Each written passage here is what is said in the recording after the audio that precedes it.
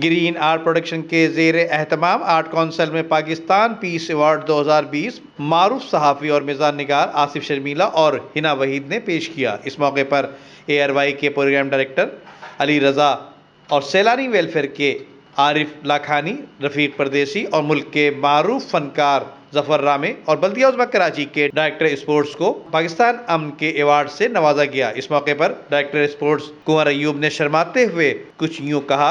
Price मुझे यहाँ आके मिला कि इन्होंने मुझे पीस अवार्ड दे दिया, जो कि अक्सर व बेशतर तकरीबन तमाम आर्टिस्ट को मिलता है।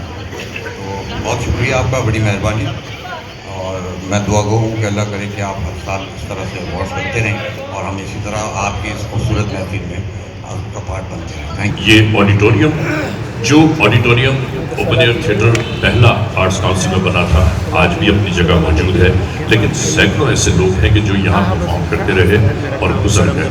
इस वीडियो को लाइक करके फेसबुक और व्हाट्सएप के जरिए दूसरे लोगों के साथ शेयर कीजिए और ऐसी ही खूबसूरत वीडियोस फ्यूचर में हासिल करने के लिए रेड बटन पर क्लिक करके और बेल आइकॉन को प्रेस करके हम सबके सब्सक्राइबर बनना मत भूलिए। जबकि ग्रीन आर्ट प्रोडक्शन की तकरीब में मुल्क के मारूफ समाजी रहनुमा अहमद शकील का कहना था कि इस अवार्ड की तकरीब का लोग सारा साल इंतज़ार करते हैं और मैं पहली दफ़ा इस अवार्ड में आया हूँ।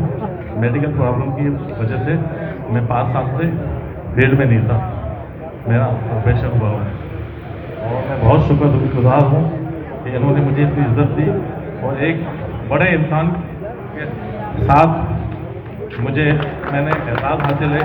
मैं इनका बहुत बड़ा फैन हूँ, अली रज़ा साहब का, और मेरे लिए बहुत एहसास है कि आज मैं इनके साथ स्टेज पे खड़ा हूँ। ग्रीन आर्ट प्रोडक्शन की जानिब से पाकिस्तान अमन अवार्ड की तकरीब में कश्मीर की आज़ादी पर भी जोर दिया गया।